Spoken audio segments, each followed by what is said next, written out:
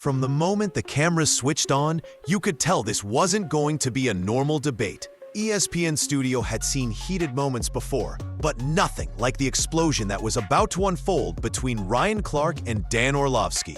What started as a routine breakdown of college quarterback prospects instantly transformed into one of the most viral sports moments of the year. A moment that exposed the tension, the bias, and the unspoken politics behind the word generational.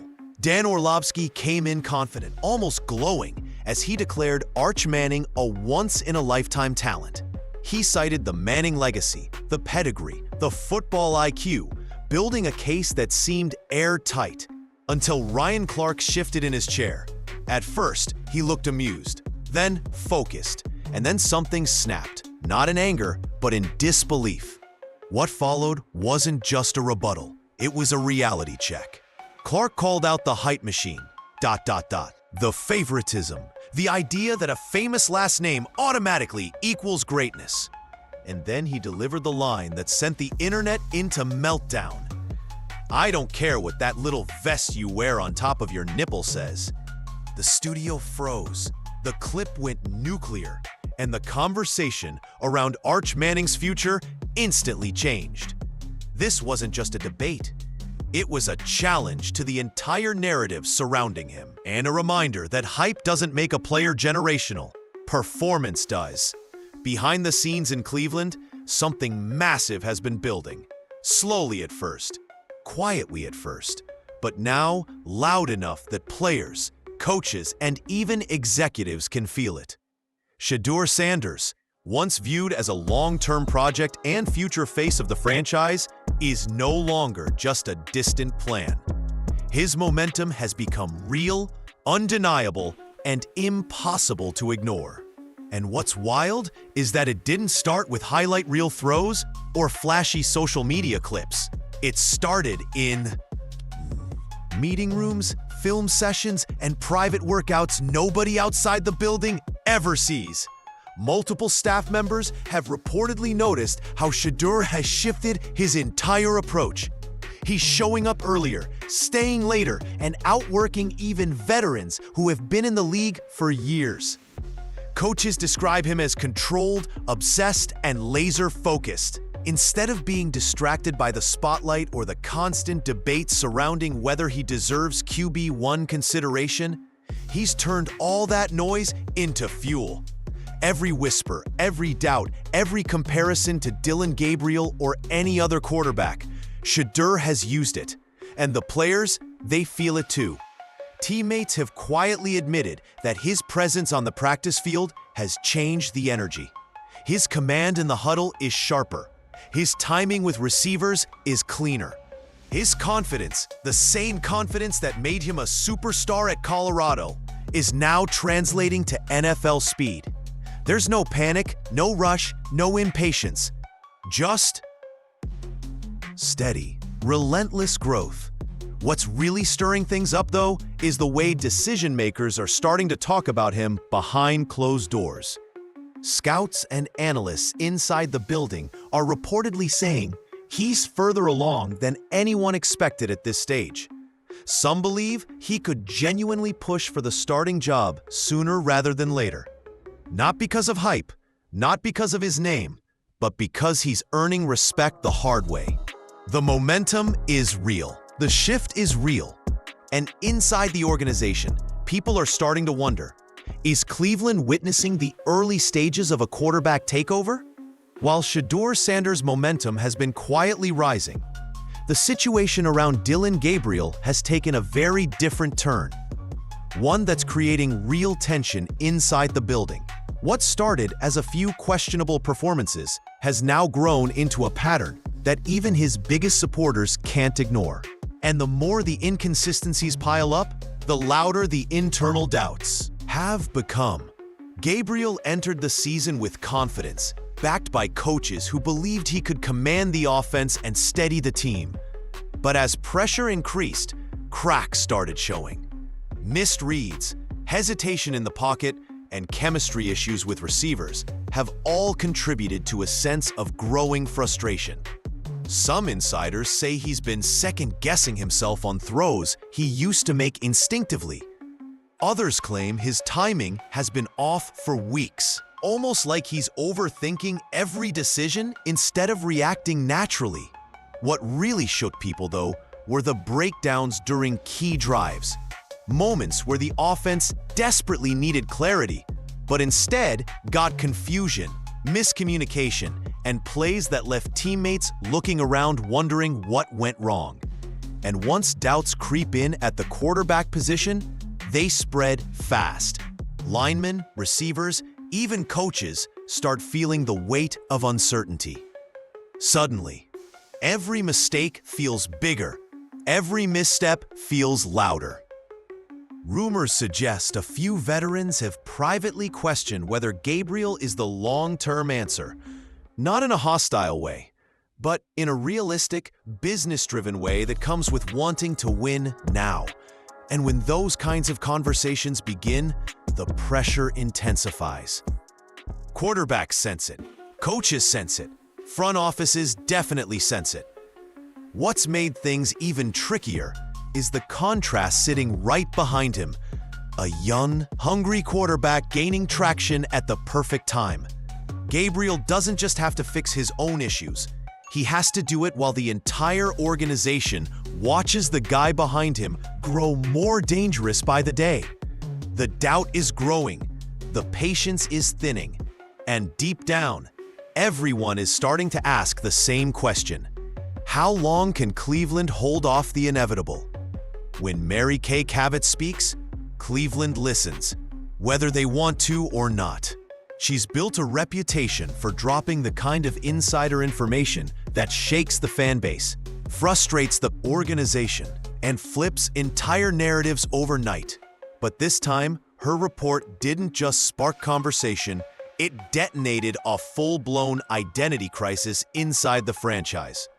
According to her latest piece, several key figures within the Browns, people who usually keep their opinions locked behind closed doors, have begun expressing serious internal concern about Dillon Gabriel's ceiling. Not just his recent struggles, not just his inconsistency, but his long-term viability as the guy. It was the kind of subtle but pointed messaging Mary Kay is known for.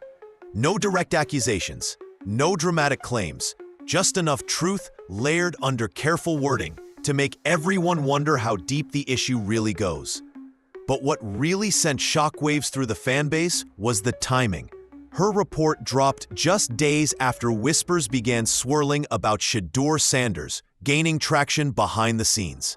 That coincidence didn't feel accidental. It felt strategic, like Mary Kay was signaling that the conversation inside the building had shifted, and that tension was rising faster than anyone realized. Fans immediately exploded online.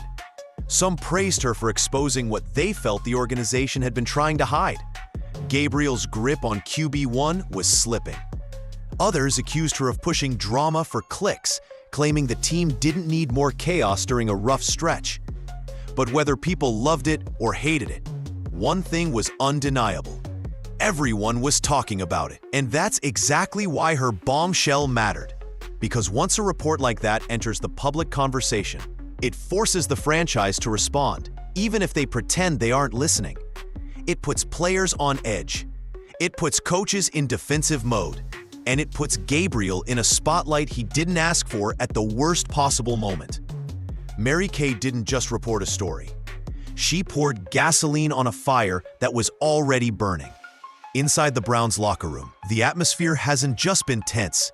It's been quietly splitting. Players who normally keep their opinions guarded have started letting frustration slip. And those small moments have revealed a growing divide that can't be ignored anymore. Rumors suggest that several veterans have begun questioning whether Dillon Gabriel truly gives them the best chance to win.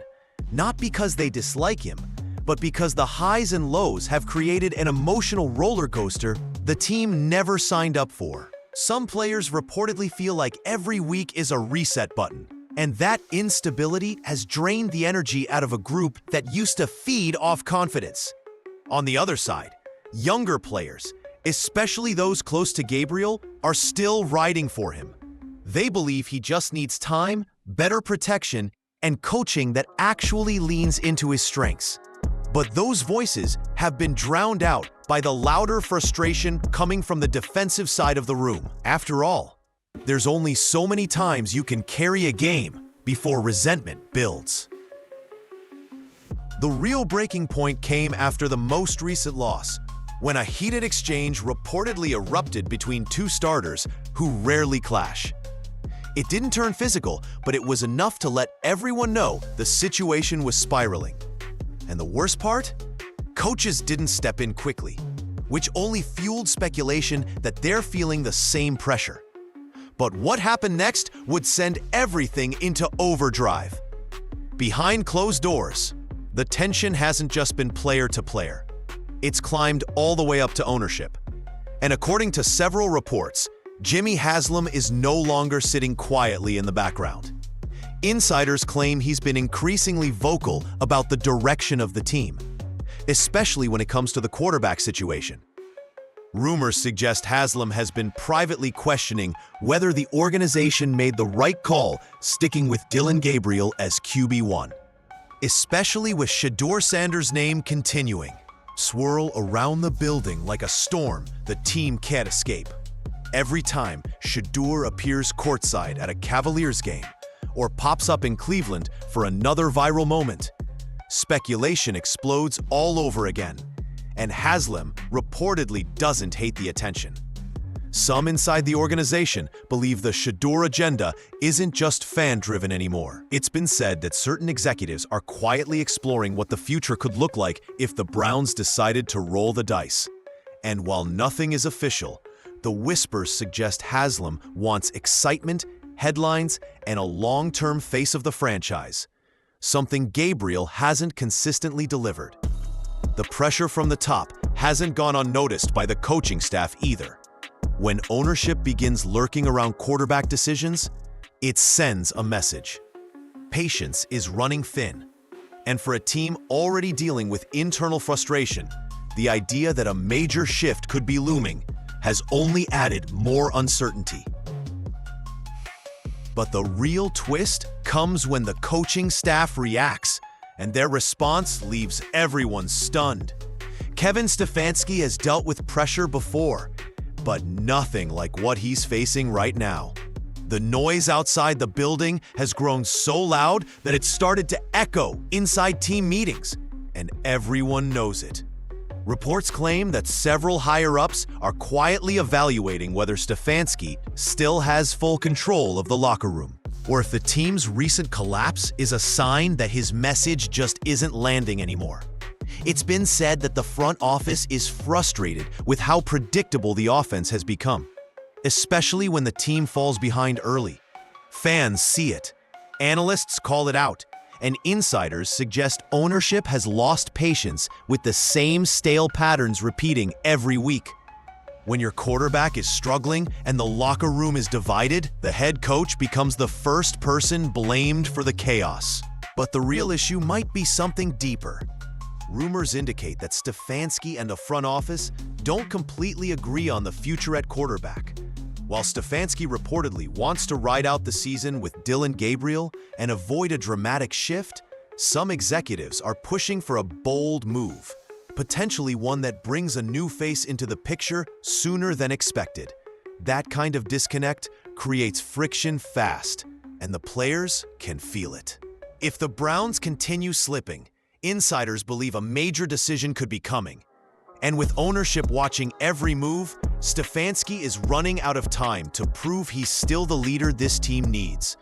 But just when it seems like the drama can't escalate any further, something even bigger hits the organization.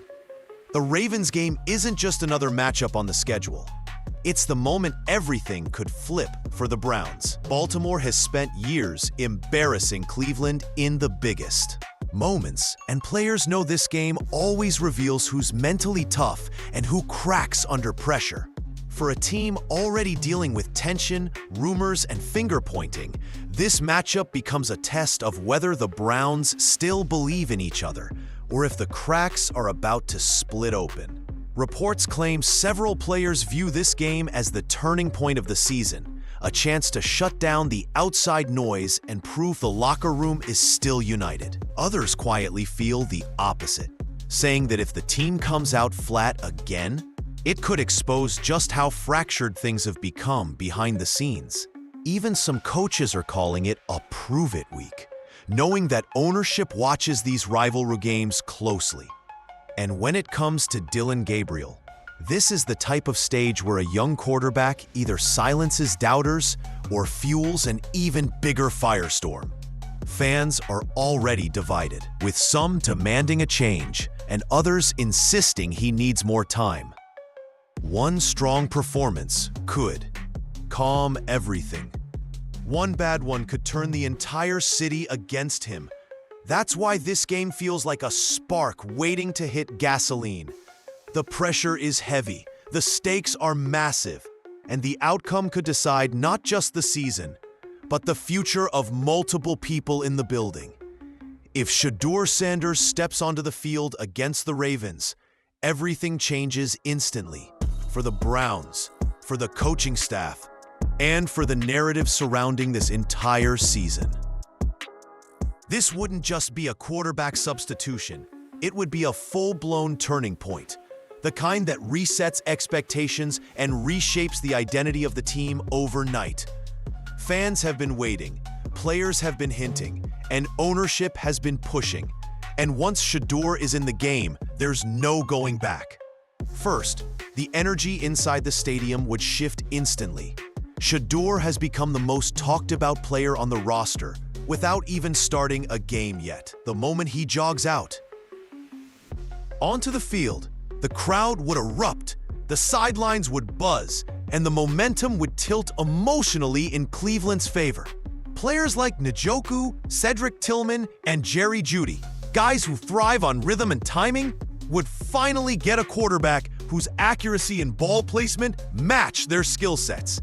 Second, the offense would immediately change its identity. With Shedeur's quick release, elite accuracy, and natural feel for spacing, the Browns could finally run the system Stefanski wants to run, but hasn't been able to with Gabriel.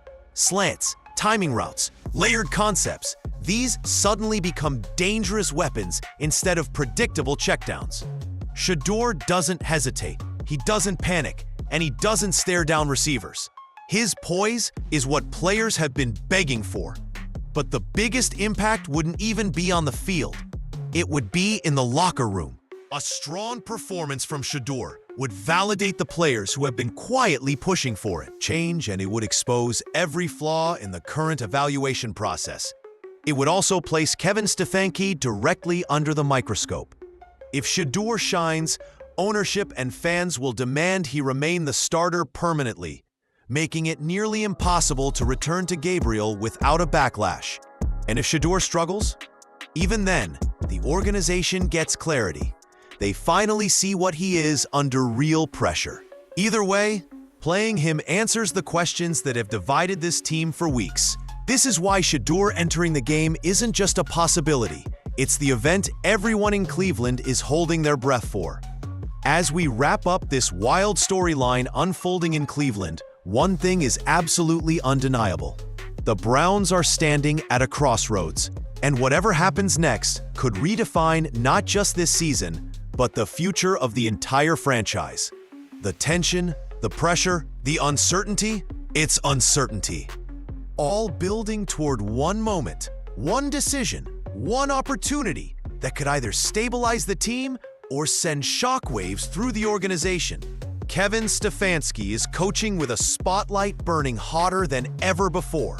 Every snap Dillon Gabriel takes, every stalled drive, every misread is magnified under the weight of fans, players, analysts, and ownership, all demanding answers. And in the middle of all of this stands Shedeur Sanders, the quarterback who hasn't even started yet, but has somehow become the central figure of the Browns season.